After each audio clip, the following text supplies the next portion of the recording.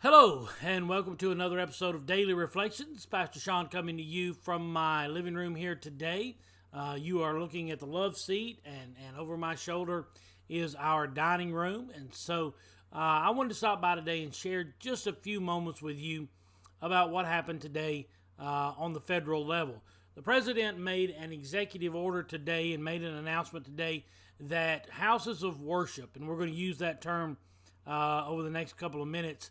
Houses of worship are now deemed as essential businesses. What does that mean for you and I? That means that churches across the country are going to be able to open quicker than they had planned. Now, we're in Georgia, and so things are very much ahead of the curve. Georgia is cutting edge on reopening the state. We opened up before everybody else, and we pushed before everybody else, and so Georgia's kind of leading the cause on reopening the economy and reopening our state with a lot of success.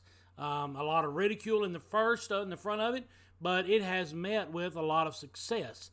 Our numbers continue to go down in the state of Georgia, and I believe I saw Governor Kemp yesterday made a statement that there are, in the entire state of Georgia, less than 1,000 people with COVID-19 who are hospitalized. People who are hospitalized with COVID-19, the number is less than 1,000 out of 10.8 million people. Less than 1,000 of them have COVID-19. What does that mean? That means you can go to church. That means you can go to Walmart. That means you can be safe and use good judgment.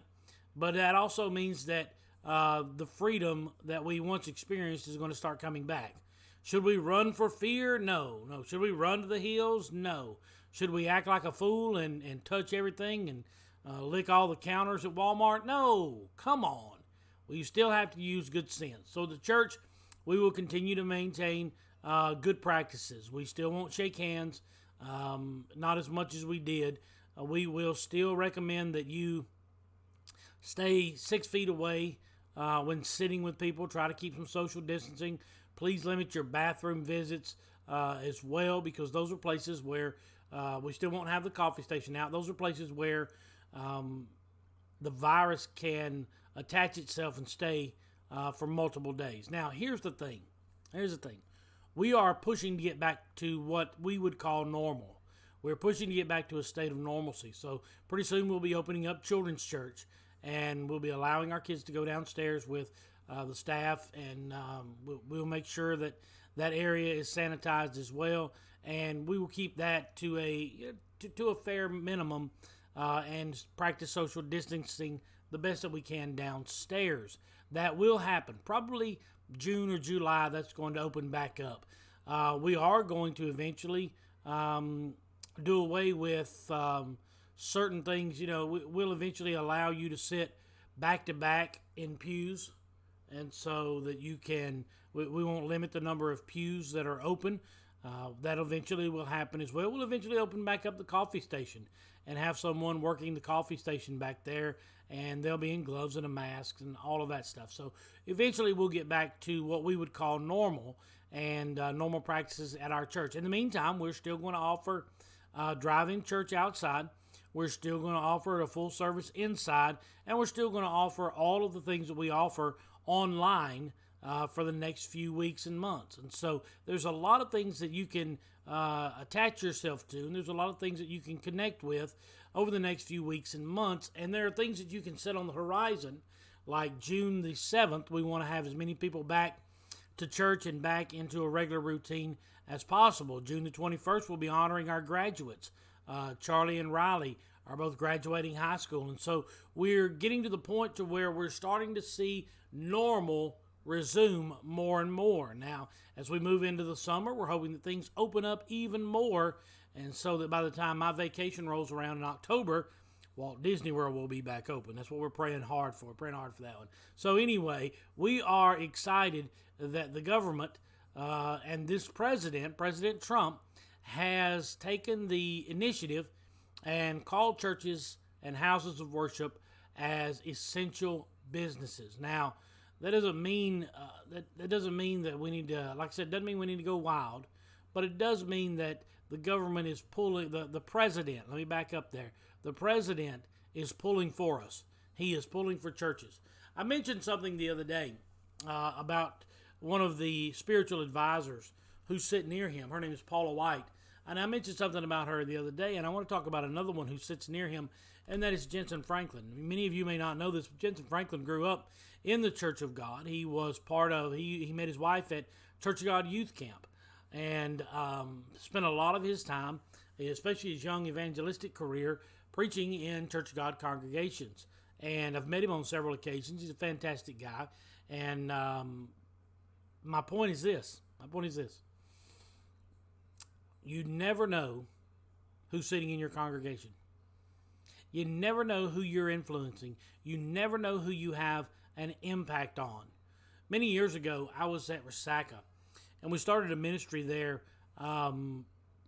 Harold Jones and Bill Isaacs made a state tour, and they pushed Family Training Hour. That's back when we called it Family Training Hour, which was Wednesday nights. And they pushed that Family Training Hour. And during that Family Training Hour, they wanted you to do boys clubs and girls clubs. And they introduced a program called Pioneers for Christ. And I jumped on board with it very, very early. Ended up being the chairman of that state committee. Well, actually, I'm still the chairman. They disbanded the ministry this year. They stopped the ministry this year, and I'm still officially the chairman. So 16 years I sat on that board as the chairman, sat on the national committee for several terms as well. And out of that boys and girls clubs that we started at Resaca, out of the boys club group came preachers, teachers, deacons in the church. And then we moved to Elberton, and out of that Elberton group, same thing, preachers and teachers and elders in the church and solid men. And we didn't know at the time who was sitting in the congregation. We didn't know. We had no idea who was there. We didn't know that those kids would grow up to be preachers. We didn't know that those kids would grow up to be police officers. We didn't know what they would grow up to be. We just knew we were trying to pour Jesus Christ into them. So, there's a young man sitting in the congregation at youth camp by the name of Jentezen Franklin, who is looking for opportunities, and he speaks with the pastors there, and he books meetings, and he turns out to be in the ear of the President of the United States. He turns out to be one of the guys who prays over him on a monthly basis, on a weekly basis, whatever the case may be up there. He turns out to be a person of influence in his life. And to me, that's the goal. The goal is to put godly people in great positions so that they can influence what happens to this world. Paula White grew up in the National Church there in Washington under T.L. Lowry, and now sits right next to the president. She was on the platform for his inauguration. Sam Rodriguez, same way, fantastic preacher. He's preached in our churches for many, many years. He led the inaugural prayer on the platform for President Trump as well. Jentezen Franklin and even our own Dr. Tim Hill, the General Overseer of the Church of God, sit on committees and on influential boards that help guide and direct the decisions that are made about our country. And today, our president made a great one. And I would stand up and applaud him at that point, because when you say that church is essential, it tells us who are in the ministry and are in the churches that we are important.